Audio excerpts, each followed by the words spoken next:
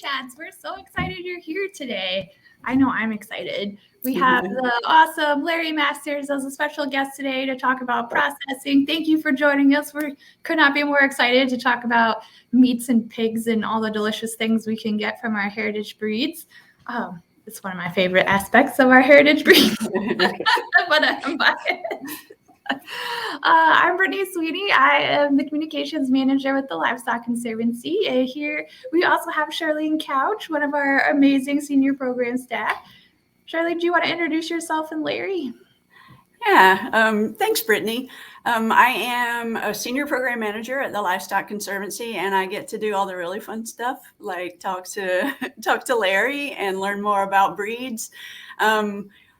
Larry is with us today. He comes to us from Tennessee. He works and owns a farm. He owns an underground farm, but he also runs a processing facility called Underground Slaughter. With all the interest, Larry, in local foods and folks knowing their farmer and the flavor of pigs that we can grow ourselves. You wanna tell us about what you're doing and how it might benefit farmers in our world? Sure. One of the things that we got into processing in 2017. I bought an existing facility it was originally a poultry processing facility, and the person had stopped processing poultry and started doing meat for themselves, and still all under USDA. I had the opportunity to buy the facility because I couldn't find a processor that would cut the way we wanted to, and that just kind of grew into something that, we're still Tennessee's only poultry processor for small farmers, but we're pretty well known for the different types of products that we create for customers too. We kind of go out of our way, I think, to provide things that a lot of other processors may not even want to get into because of the regulations and things, but we're always looking for ways to adapt, come up with new things for customers. And I think we probably run about 38 different varieties of sausages. And that's a combination. Now, we may add cheese to something, and that I consider that a variety. Or we just introduced 5 new flavors that are no sugar added. So there's a lot of push to have like a healthier options available, and that's one of the things that we do is listen to customers' input and then try to provide what we can. Yeah, well, that's awesome. You're doing a really good thing out there in Tennessee. One of the things we hear a lot is, this is beautiful pork. Cue Brittany for a photo. This is beautiful pork, and we want to grow it. Look at that. That's Tamworth hog belly. Isn't it pretty? So good. It looks like steak. I could turn that into bacon for you. Yes. Yeah, so that's from one of our heritage hogs, and it doesn't look like what I see in my grocery store. So folks want to get into this. They want to grow their own food, and finding processing for that is, as you know, it's really difficult in a lot of locations. I guess it would be helpful for us, I think, if you would talk about, okay, I want to get some pigs. I really want to grow this beautiful Tamworth pork belly or whatever it is I want to grow. How do I even start? Where, what do I look for in a processor? Where do I find one? What kind of inspection? So a lot of time, it really depends on what you're going to be doing with the meat. If you're going to be selling the meat, at least in Tennessee, you have to be, if you're selling individual cuts, now I could sell a whole hog to somebody or half hog, quarter hog shares. But if I want to sell you just one package of bacon or pork chops or whatever, that meat has to be federally inspected by the USDA. So if you're looking to process on your own just for your own family use, you could go to somebody who would be considered a custom processor or state inspected. And that will allow you to have that meat processed, use it for your own personal use or like your own family.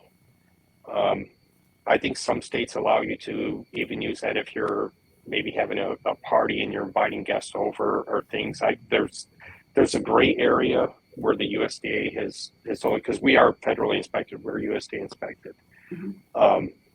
But the first figure out what you're wanting to do with the meat, personal use or resale. Resale, you've got to have a USDA inspected facility. A lot of those are hard to find. You're starting to see a lot more come up though, especially with what's happened over the last 2 years with the regular meat markets out there. It's made it difficult for people to get their hands on meat. So there's been a lot of funding that's been coming out to try to expand small processors like we have, or add additional ones. I think the state of Tennessee may have added 3 or 4 processors in the last 2 years. Wow. That those are also federally inspected too. Other states, they have, some states have laws on the books that allow them to process at the state level inspected, and you can sell that meat within your state, but it cannot be sold across state lines. And that's one thing I'd always say is, check with your state regulations first, your Department of Ag, and see what they say about your, what it is that you're going to do with that meat. Yeah, that's great. So figure out what your end goal is. Do you want to feed your family, or do you want to have some meat sales? So if I want to sell meat, I have to have a USDA inspection. Is that correct? That's in most states. If you're going to sell across state lines, or like retail sales, online sales, that meat, anything that's being shipped outside of your state has to be federally inspected. I know in Tennessee, in order to sell individual cuts of meat, it has to be federally inspected also. It has to have that USDA stamp on it. Okay. I know there's a few states that have state inspected meats, and they have different agreements with surrounding states, so that could do like interstate shipments. But that's an area where, that's why I said, contact the state, because the states are going to know what you can do with that meat. But I'd say 99% of the time it has to be federally inspected in order to have it sold outside of the state, across state lines. Okay. Well, that's helpful. I had another question along those lines. So if I'm packing meat and selling it within my state, that would be something I would ask my state ag department, right? Yes. Yeah. I just noticed somebody said that in Ohio they can butcher it, state inspected butcher, and then that can be sold to the public, but it cannot be sold outside of their state. Okay. So there are states that have certain laws like that. Poultry, for example, there's an exemption of either 2,000 birds or 20,000 birds that you can process those on farm. Your state has to approve it, and then you can sell that meat. That could even be sold across state lines, but that's strictly poultry. That's not in the red meat side of things. Right. Okay. Well, all right. So once I figure out what it is I want, there's a lot of terminology around, talking about cuts of meat and live weights and dress out and all that sort of thing. So before I meet with my processor, I would like to talk the talk. Okay. Live weight is basically what the pig weighs on your farm or when you first bring it. That's before anything's been done to it. So a lot of processors don't even record live weights unless you ask them, because most of us are charging a customer based on the hanging weight. And that's after the animal has been stunned, the animal's been bled out, and then all the intestines and everything, the skin. Typically, now with a pig, you could have conflicting weights. Sometimes you'll find there's documents out there that talks about the hanging weight of a pig. When you scald a pig, you're going to have a heavier hanging weight than if you've skinned that pig. And you're typically, I want to say it's about 20, a scalded hog loses about 28% of its weight from live weight to it going into the cooler. That would be your hanging weight. If you're skinning a hog, you're going to lose quite a bit more. You're going to be closer to like 41, 42%.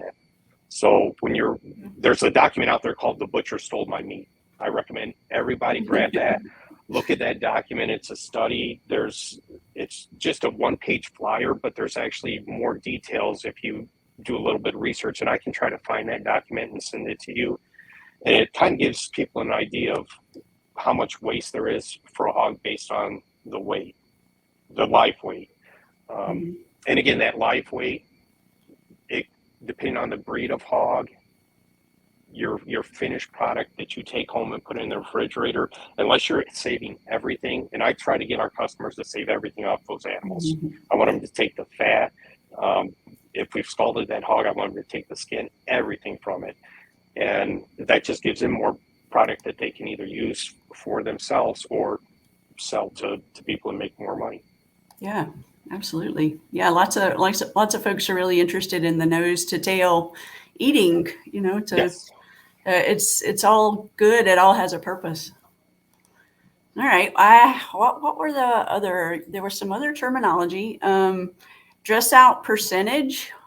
Let's see. Cut sheets and talk to us about that stuff. You can see I'm out of my comfort zone here. Right. So the cut sheet basically is describing what you want to have done with each section of the animal. Some processors like ours, we have a very detailed cut sheet, breaks it down into, what you want done with your pork chops. There's a hog has 4 different types of pork chops on it. And if you give me a minute, I can tell you what those are. I don't remember them all off the top of my head, but like our cut sheets go into a lot of detail. And the reason I did that is because we want to be able to offer a wide variety of things to our customers. And used to, when you would go into a butcher shop, you could tell them, I want porterhouse chops. Okay, a porterhouse chop keeps a tenderloin in it. You have other people that just want center cut chops. They will offer those too. You pull the tenderloin out, you got a totally different type of a pork chop. So I always recommend to people, leave that tenderloin in, have it cut as a porterhouse chop, and that's just more of a marketing thing. If you're selling the meat, if you're doing it for own personal use, you may want to pull the tenderloin, cut chops the way they regularly do. Baby back ribs, you can't get bone-in pork chops if you do baby back ribs. You can get boneless chops, or you could get a boneless roast, but no baby back ribs. And I recommend people, unless they're set on having baby back ribs, there's very few baby back ribs on a pig. You get more pork chops and more value for your money going with the pork chops, in my opinion. You may have a select few that want the baby backs. I should have sent you over a copy of our cut sheet, and you can actually find them on our website. Yeah. Can I throw that name out there? Oh, absolutely. Absolutely. Undergroundprocessing.com. You can find our cut sheets for the different types of breeds that we do, and you see what I'm talking about. We're kind of going into a lot of detail on the different types of cuts.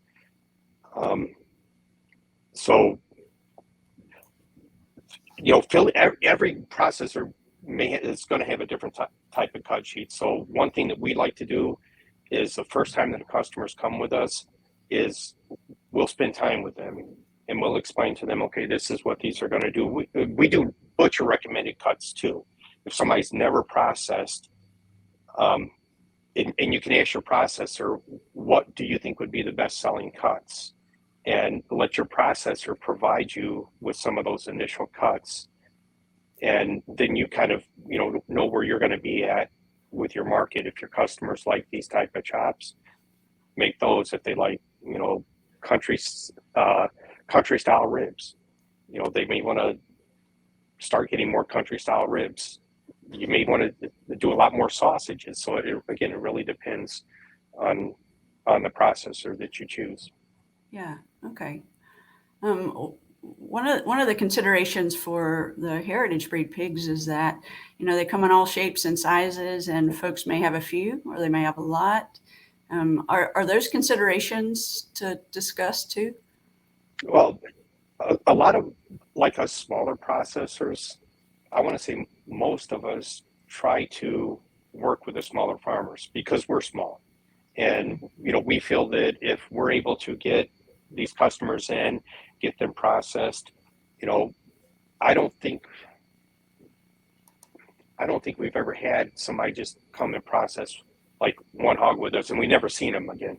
They may only do one a year, but they come back. So, that's the smaller breeds. I don't think with like small processors like we are, we try to get everybody in that we can. So one, from a financial standpoint, is better for us the more that we can bring through. Sure. I would rather have 100 customers with one hog than one customer with 100 hogs, personally. So sure. Yeah. That way you can control the schedule a little bit instead of having them all show up the same day. Larry, what are scheduling times looking like these days? So we are booked up through this year already. Wow. And we're even booking into next year. Now, keep in mind, with us being a poultry processor too, my facility right now, we have to shut down to do any red meat. And then, or to process birds. So Wednesdays, we do our bird processing. Thursday, Friday, that's our typical days to kill the animals and have them skinned. And then Monday, Tuesdays is when we do the process. Thursday or Friday, Mondays and Tuesdays is when we process those. Our birds are processed on Thursday, so they're slaughtered on Wednesday, cut ups and packaged, everything on the next day. We're in the middle of an expansion though, and when that expansion is completed, I'll be running red meat and poultry on the same days, and we'll go from being able to process about 900 birds on a Wednesday to about 3,000 birds every day. Wow. Monday through Friday. And then our pork processing right now, we just increased because we ended up getting 2 other meat cutters that allows us to push out a lot more product. And we went from 24 hogs or lamb equivalent. So for every hog, we can do about 3 lambs. So for every hog or lamb equivalent, we've gone from 24, and we're booking close to 40 to maybe 45 per week now in our current facility. And when that's done, we're going to be even expanding, even more. I haven't shared the big plan with a lot of people on what the new plant design is going to look like, but I wanted to complete it 2 years ago, and here we are in 2022, and we're just getting our new, like what's called the kill floor is being completed. So, and that is 32 foot wide by 65 foot long. So it's a very large, just for the animal to get them skinned and put into the cooler. Wow.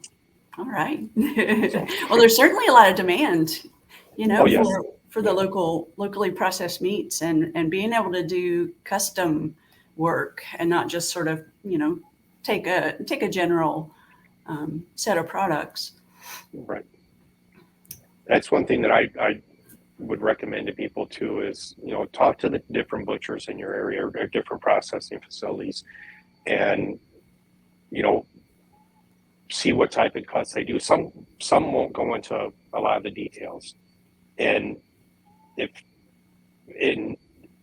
I guess what I'm trying to say is, like, if you're looking for a market that you're going to be selling the product, you want to get with a processor that's going to work with you, going to spend time with you. I don't want this to sound like rude. Don't expect them to give you all of their time though, because we do have like lots of customers. But if we're able to spend time with you and help you get through that first cut sheet,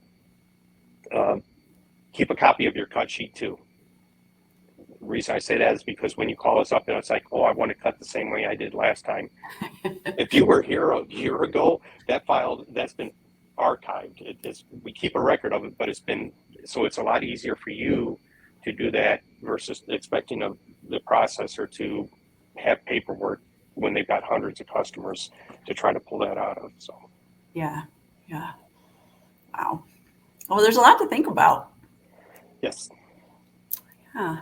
So, actually, I think what you're doing or what you're talking about is useful information, not just for swine producers, but the small poultry processing facilities are, they're hard to find. Beef processing sometimes is a little bit easier, the red meat, but yeah, I guess the biggest challenge question I have for our folks is, where do you find a processor? Are they all on a website somewhere? There's a couple different meat associations that will list some of the processors. The state is a good place to check. Your state website should be able to provide you with a list of different processors. There's, could be some little mom and pops out there that are doing things under the radar. I know a few of them. So that's those, and they do it for call themselves. Larry. No, don't call Larry. So yeah, if you're in the state of Tennessee, actually, we have people come all the way from East Virginia to process with us. So in Alabama, so there's the nice thing about being USDA inspected, we can process for anybody, and it can be packaged for resale. There are some people that'll find a processor across state lines to do custom, as long as they're using that for themselves. They've taken it back across state lines too. We try to do everything under USDA inspection here, just because it's easier.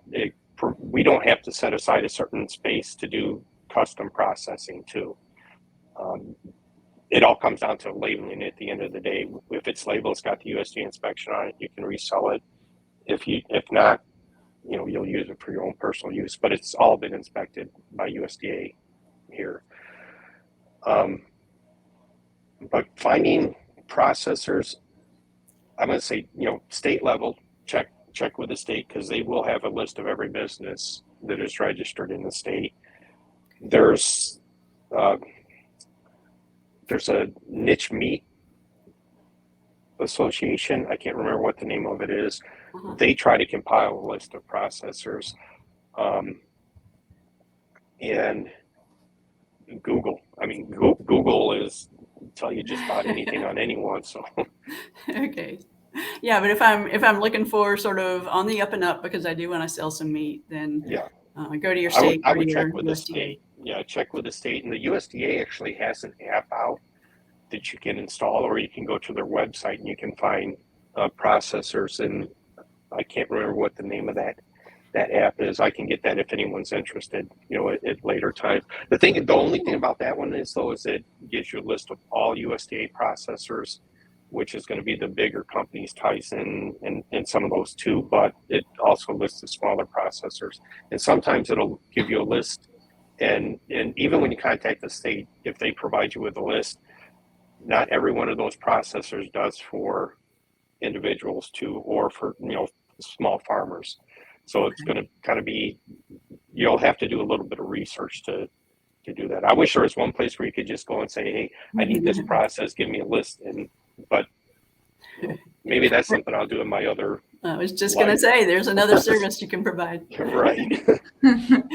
You mentioned another kind of labeling that you do, and was it animal welfare approved? Yeah, so we had some customers request us to become animal welfare approved. There's a Greener World is the name of the organization. Yeah. And they offer, there's a fee I think that the farmers pay for this, and they come out and they get certified, and with that certification it allows them to, the certification checks on humane handling, make sure that they're doing regenerative type agriculture. All these type of things are combined under this one animal welfare approved certification. So we are certified at our facility on the animal welfare. And what that does is it shows that we humanely handle these animals. They're killed in a very humane way. And that's not just this certification though that shows it, because even USDA, you have to humanely handle these animals and everything, but we have an actual written plan for all of this. So that's one thing that was taken into consideration, is like from the time that animal shows up and you pull up and back up to our unloading ramp, we take over. We're responsible for that animal. We want to make sure that it's handled properly. It's calm all the way through the process. Eventually, we are going to be in a position where we can have people drop those animals off the night before, so those animals are so much calmer the next day. Yeah. We have the space where we're building up the facility to do that. If you can find a processor that lets you drop off the night before, go with them. Ask them if they do allow drop-offs the night before. Some won't do it because they don't want the liability. I think you're going to end up with a better quality meat because that animal has been able to, if you've driven 4 hours, 5 hours like we have some people do, we let them drop off the night before right now. And we still have some that are unloading in the morning. I feel you get a much better quality meat just because that animal, the stress isn't there from the travel. It's had time to relax, get some water. We do not give the animals any feed unless we're going to be holding them over 24 hours. And then that's a regulation with the USDA. You have to provide feed for them, but they've got to have water access all the time. That's something else I'll throw out there too. Before you take your animals in for processing, I would stop feeding them I would say probably at least 8 hours. And that just helps with the digestion because anytime you're processing that animal and if something, feces or anything gets on that carcass, we have to trim that off. You don't wash it off. It's a food safety issue. So with that being trimmed off, you're losing meat. And it could be just a little piece where we have to do it, but I hate losing anything off of an animal. So try to work with your processor. It makes it easier on us to process and get you back everything that you brought in. I know I jumped around a little bit there, but it came up. It hit me, and like when I'm thinking, okay, yeah, take them off of feed. So yeah. Well, yeah, it sounds like those are good things to know in advance because it's not just animal welfare issues, right. Which I think that everybody who grows animals probably has a heart for their welfare, but you put a lot of feed into them, you put a lot of time into them, and you don't want to lose don't want to lose pork chops or bacon. Just from not taking those moments to do some advanced planning. Any questions coming up, Brittany, from our audience? Let's see. Hi, Patty. Thanks for joining us today. Patty says that document would be helpful, and I did some Googling, and I found it here. The Butcher Stole My Meat. It's a PDF by the Animal Science at psu.edu. If you go to that link, you can directly download it. So I think that's the one that you were talking about. Yeah, and that might be the one flyer. And there's another one that goes into more detail, and it breaks it down. It gives you a percentage of like your offal, which is going to be the waste from the animal, and it breaks it down. It uses that same study though, so I'll try to find that and get it sent over to you. Okay, that'd be great. That would be great. Yeah. Jean says hello. Hi, Jean. Thanks for joining us today. We're so glad you're here. Hey, Jean. Jean's a regular. Yay. Hi, Laura. Thanks for joining us today. Laura says, can the Conservancy put together a list of small processors per state? This sounds like a big job. Do we have a volunteer out there? That would be ideal. Yeah, I'm sure it changes too. It changes all the time with folks coming in and out. Yeah, you have some that are, in and out of the business, and I even think in Tennessee I think there's like 5 more processors that are, trying to go through the whole planning process and getting approved. You see some people being approved or, trying to become their own processor on farm just for their own meat. Right. So, and that's another thing I just thought of because we actually have a customer that we will do everything for them, and they'll come and they'll pick up the cooled carcass. and they take it back and they've got what's called a retail exemption, and it allows them to cut, just like if you go into any grocery store, they can cut you, like, let's use Publix, for example. If you went into Publix and told me you want a 2-inch pork chop, that's what this farm is doing now, is they've put their own on-site processing side of it under a retail exemption. So they bring back a USDA inspected carcass, and then they can cut it up and sell individual cuts right there off their farm. Wow, that's brilliant. So I don't suggest everybody try it, because finding a good butcher is hard to do. Yeah.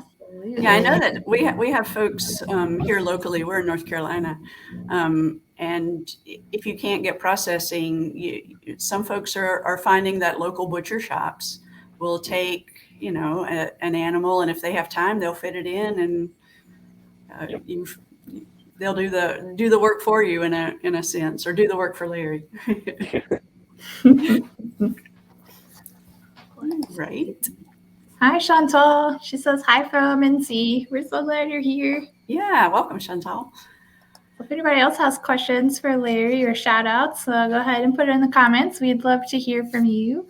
Now's the time. We should pick Larry's brain about everything processing.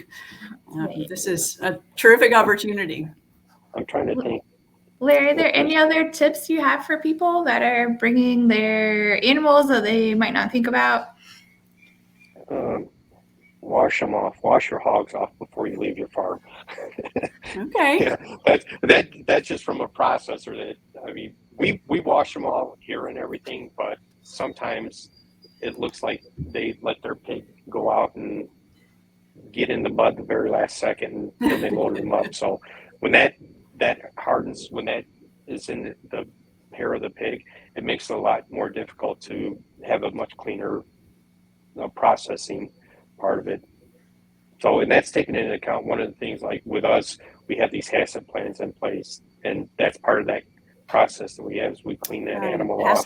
Yeah. Right. The hazard analysis critical control point. All USDA processors have to have those. Okay.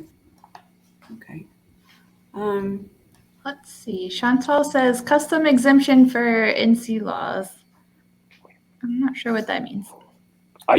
That's something that you have to check with the state on.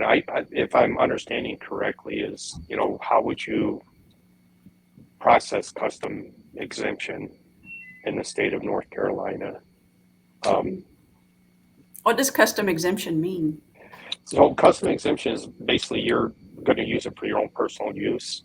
Mm-hmm. Or you've sold, like if you come to my farm and you don't want to buy individual cuts, you want to buy a whole animal, I can sell you that whole animal. I can sell you a half share, quarter share. I don't know how all states work. I know in the state of Tennessee it does allow shares per animal. Mm-hmm. And the thing with that is if I sell you, say I have a quarter, and I sell it in quarters, that carcass has to be split up between those 4 different people equally. So I can't have one customer take all the pork chops off of it and another one take all the hams. Sure. And, once I've sold it to them, they can go and sell in between themselves however they want, or distribute it between them. But that's what custom exemption would be, is allow you to sell or process that hog for your own personal consumption. Tennessee, there's quite a few custom processors around, and if that's what we do, custom processing too. I think I mentioned that, but it goes through the entire process of USDA, and it just goes down to labeling. It's labeled not for resale. Right. So. Yeah. That's how I've seen the meat. What about packaging, custom packaging for folks who have a certain end user in mind? And so there's all different types of packaging. You can do like the old butcher paper wrap. Mm-hmm. We do a vacuum seal on everything. Here in a few months, when we're our sausage production line is up and running better. We'll be doing like the sealed chubs for the sausage. Like you think of Jimmy Dean, you go into the grocery store and you see those chubs. Yeah. That's what we're going to have. We do bags now, like a clear bag. And I'll just tell you again, I'll touch on the marketing side of things. If you're trying to sell this meat, if you can get a processor that'll put your meat into a clear bag, like the ground, for example, customers want to see that fat combination of that meat. They want to be able to look at it and say, okay, this does look good. When it's in a white bag or it's in something that you can't see, your customers are kind of taking a chance on that. And it's just from a marketing side of things. It's a visual thing that you can see that meat and, go from that. So we put all of our meats, when we do 1 pound packaging, it goes into a vacuum bag that's clear and it's labeled with what it is, all the ingredients and everything, and then the customers are able to see that. Okay. So vacuum sealing. Now I've seen places that they do a vacuum seal and then they'll wrap it to help with freezer burn protection. I've not really looked into that because we just, people who are processing with us, they're not really storing that meat for a long period of time anyways, because they're trying to get it sold and replenish it. So they got a good turnover with it. Yeah. All right. Well, any other thoughts? I don't want to stop the conversation because I feel like we've got this rare opportunity to talk to you. Let me see if I've got a couple things here. Yeah.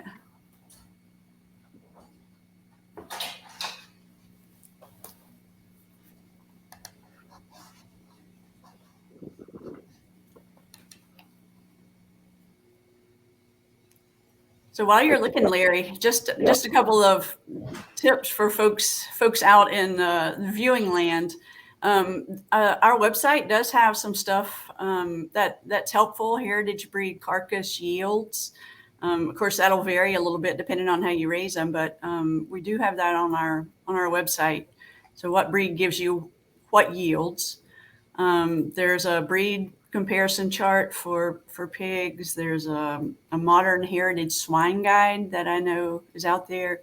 So take a look at those. And we know where to find Larry if we run into questions later. So if you don't mind, we can collect questions and you can, and I have no problem, if somebody has questions that come up later or after this is rebroadcast and you start getting questions, just reach out to me. I've got a few different businesses, so there's sometimes that I try to get in and do what I can, but right.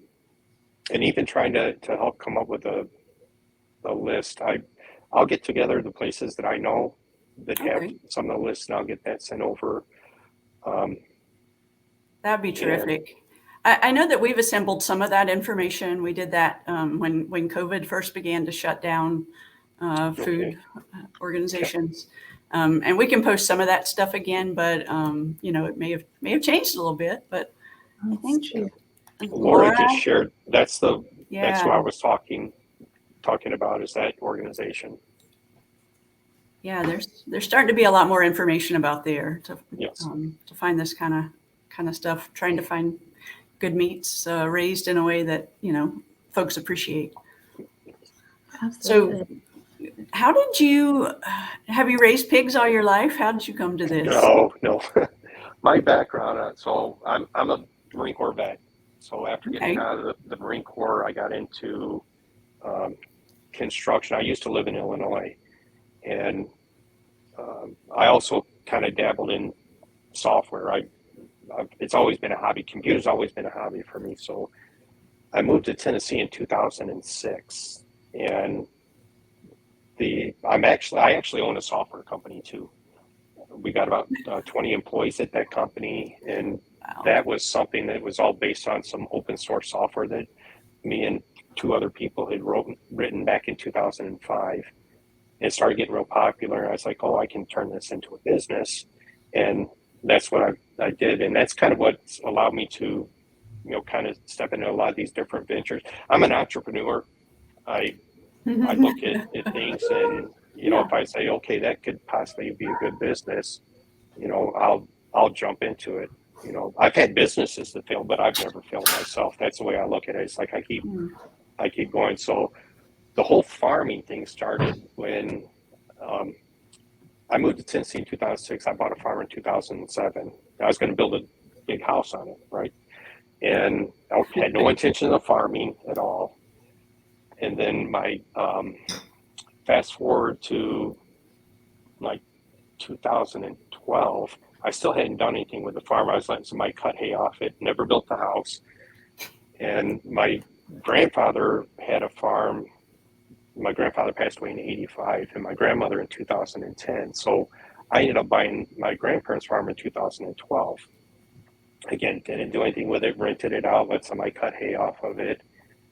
In 2015, I had another business that I ended up closing down. It was like a little cafe and it was losing money like crazy. So I was like, well, if I'm going to lose money, I'm going to lose it in the farms. So I went into my grandparents' farm, put an irrigation system in, put a vineyard in, put about 300 fruit trees, got a nice place where I'm going to grow some greens. Nice. And I was like, oh, I'm going to get some cows. I used to see my grandfather work cows. I used to see all that. So like I started doing all kinds of research that I could found Joe Salatin, how he does things. And I was like, okay, that's what I'm going to do it just like that. Regenerative agriculture. Got into looking up, there's quite a few people out there. If you just Google regenerative agriculture, you can see what they've done. So I'm like, I'm going to do this. So in doing that, my grandfather used to process a pig every year. He'd raise 2 pigs. He'd process it on his farm. He had this old smokehouse out behind the house. And I was like, I'm going to rebuild that smokehouse. So I found somebody that had like 7 pigs for sale. And they gave me a good deal. And when I said good deal, I mean, it was like maybe $15 for these pigs each. And, you know, so I got them and I'm raising them up and I'm just letting them run all over the farm wherever they wanted to. I didn't restrict them anywhere. They're out with the cattle doing whatever. And a few months later, the guy that owns this processing facility, it's like, hey, why don't you raise pigs for me? And I was like, okay, you know, they go out, we just put a little bit of feed out for them. There's not much that we have to do. I figure, okay, it's going to be easy money. So the woman I bought the hogs from ended up selling me her breeder stock, which was a Yorkshire and a Hampshire. And since then I've switched over to Herefords and I crossed the Hereford with a Hampshire boar. And the reason I do that is because that Hampshire the Hereford is a very lean hog. It's a show pig. It's very lean, real muscular. The Hampshire got a little bit more fat on it. So I felt that gave me a good cross of what I needed. So that's what we raise now. But I had these Hampshires and Yorkshires, and the guy who owned this place said, yeah, I could use like 5 hogs a week. I was like, okay. So I ended up getting 20 hogs ready for him and, you know, call him up and say, hey, I got these hogs for you. He's like, oh, we're not going to do that anymore. So now I have all these pigs and I'm like, what am I going to do with all these pigs? You know, they're ready to be processed. And so that got me looking into what I needed at the state level. So I contacted the state. Tennessee, you can pay $50 and you get a permit to sell meat to the public. That's $50 investment I ever made. So I did that. I had to get some freezers prepared, thermostats in them, all this, you know, things that they wanted to see, food safety handling, all just a little document says wash your hands before you touch the meat, stuff like that. So then I had to find a processor. So I found a processor, gave them everything I wanted. I said I wanted baby back ribs. I took 3 hogs in, baby back ribs off of one of these hogs, boneless chops off of it, and then the rest of them I wanted bone-in chops, and just gave them a neat list. I got the hogs back, and I looked at the baby back ribs, and I'm thinking, these aren't baby back ribs. So I called them up, and I was like, these look like you just took my spare ribs and cut them in half. And again, did research. I looked at what should these things look like, right? And I'd suggest that to everybody, look to see what your cuts are supposed to look like. There's the Pork Association has information out there, Beef Association, and I called them up and they're like, well, that's how we do baby back ribs. Well, that's not a baby back rib. So that kind of frustrated me. And then, we ended up, okay, so we're selling the meat and doing good. And I was having a hard time finding somebody that could cut the meat the way we wanted to. We started raising chickens too. We were going to do that exemption in the state of Tennessee. And then the person who owned the processing facility put it up for auction. So I'm sitting there bidding against 5 other people, and it comes down to like the final seconds, and it's online, and 10 seconds ago somebody bid on it. Finally, I just threw a number out there. Nobody bid against me, and I ended up getting the facility. And it was something I was going to build anyways, but we got it. That was in 2017. Went through all the USDA process, opened for our very first processing day in April of 2018. And it's just been going like crazy since then. So that's kind of how I stumbled into farming. But I enjoy it too. I mean, it's something that, if you would have asked me when I moved to Tennessee, would I be farming? I would have laughed at you. I said, no, I seen how hard it was on my grandfather. I'm not going to do that. And now, we've grown to a point where, we employ people at the farm, we employ people at the processing facility, and that's something that I feel good about. It's like we're able to put people to work, give them jobs, give them a very good wage to do what it is that they do too. Yeah. And I think that's important. Keep that in mind when you look at your bill from a processor. I'm not just saying that from me, but there's a lot that goes into processing your animal. There's a lot of things that are happening in the background, wage wise, tax wise, that your butcher's, if he's doing right, he's going to be charging you so he can cover those expenses. And take that into account when you're selling your meat too, that what you put into that time, that love and everything. You find a processor that has that same passion that you do, work with them, and come up with new products, new ideas that you think would be something that would be useful too. One of the things that we do is we've got customers that process lamb, and they had an old seasoning that their grandmother had made, and they wanted it to be tried with their lamb sausage. And we can't just take somebody's ingredients that they bring in and create this stuff. So I told them, get those ingredients together for us. And if you got about a cup of that seasoning, get it to us. So we sent it to the company that we use for all of our seasoning. They did a reverse engineering on it, took those ingredients and everything, went back and forth with this customer until it was just perfect. And now we've got a seasoning that we can use for them that is the same thing that their grandmother used to make. Wow. And now they have that, that's specifically to them. So, you can find processors out there that'll do that. Wow. I think I may have said we have like 38 different varieties of sausage. And I don't know if I said that when we started the broadcast, but, we've got different types of brats. We use a natural casing on everything. Even with our chicken brats, we make chicken sausages. A lot of places don't want to go into all the details of doing that, but anything I feel is a process, or anything that I can do for that customer to increase their products that they have available, we're going to do everything that we can to do that. Then that way they just keep coming back. That's exactly right. It's mutually beneficial, isn't it? Yes, it is. That's really, really awesome, Larry. Wow. That's amazing. What a cool story. Great story. What? And that's probably, like I tell everybody, farming and the processing, that's my retirement now. I think that's what I'm going to do to my last day. So, got a few more years with the software company. I just put in a new vice president there, so I got a few more years. I'll retire from that, and then focus Well, on, then you can on write your book, apartments. right? Yeah.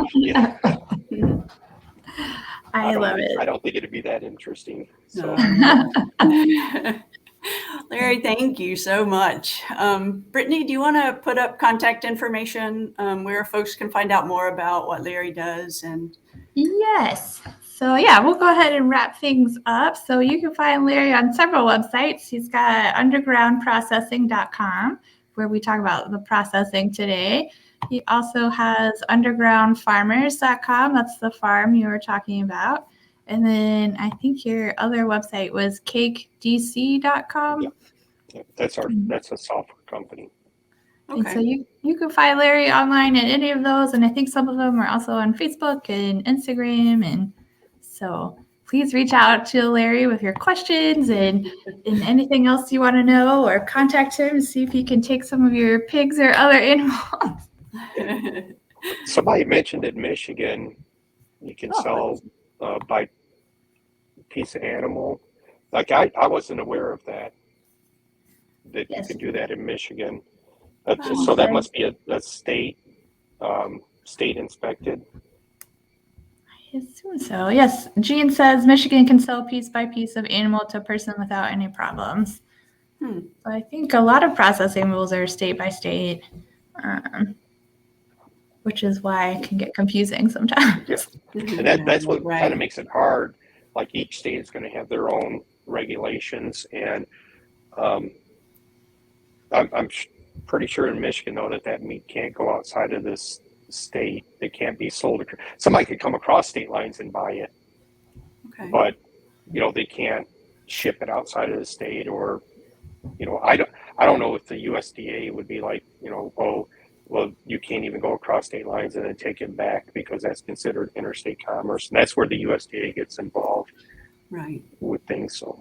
Okay. But that's interesting to know. And I would like to see is I would like to see a lot more states going to state inspected. And in Tennessee we don't have any like real meat processors association, and there's a group that I'm actually on the steering committee, and we're going to try to put together this meat processing association where make resources available to small processors like myself, and try to work with the state on making food more accessible to people. Meat, the meat side. I'd say all food, that's where I'm interested in, is making it accessible to everyone. Great organization. Yeah, that's a great idea. Yeah, for a sum up for the Conservancy, there is a ton of interest now in knowing where your food's coming from, and being able to know the farming practices that were used, and to buy the particular your friend's grandmother's lamb seasoned meat.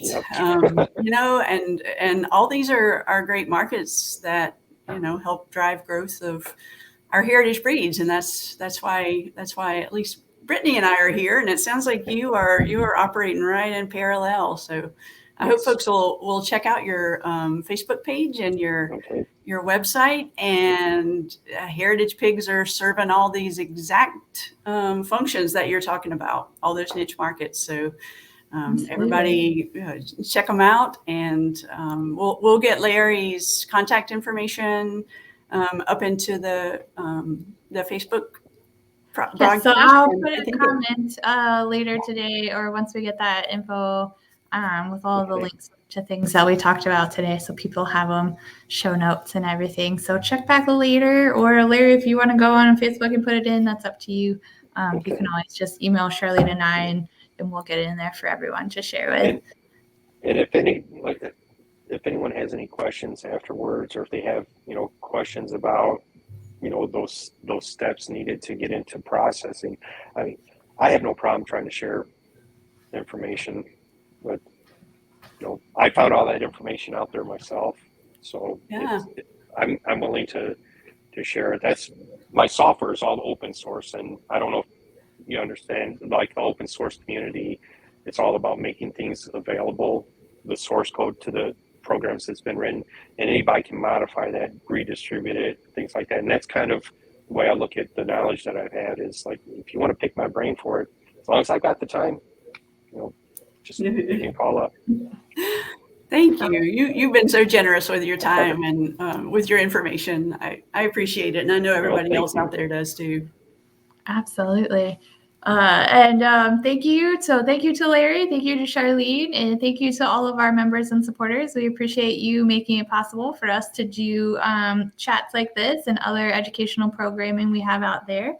A huge thank you to ManaPro for sponsoring the swine chats this month and all of our other chats later this year. We appreciate your support and making it possible for things like this to happen. Let's see.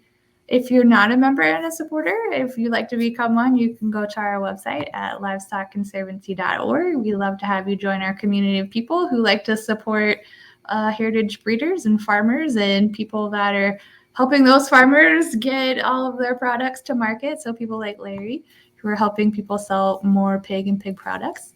Charlene, am I forgetting anything? I don't think so. Thank you all so much. We hope everyone has a great afternoon and a great 2022. And tune back in tomorrow. We have a Woolly Wednesday with award-winning shearer Emily Chamberlain. So Sandra will be talking to her tomorrow. We hope you will join us again at 2:00. And I'm going to play our ManaPro video, so stick around. You'll see some familiar faces of people that raise heritage breeds. So we're so thrilled and excited to be working with them. Have a great one. Thanks, everybody. Thank you. Thank you. Bye.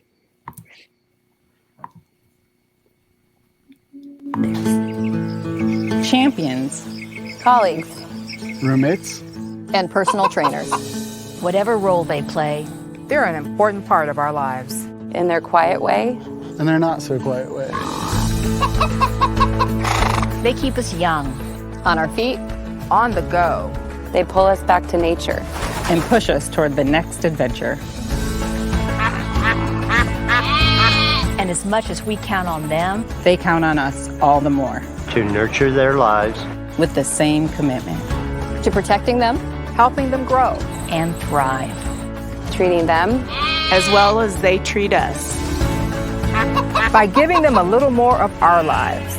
Because no matter what role they play, out here or in here, we're here to make their lives the best they can be. ManaPro, nurturing life.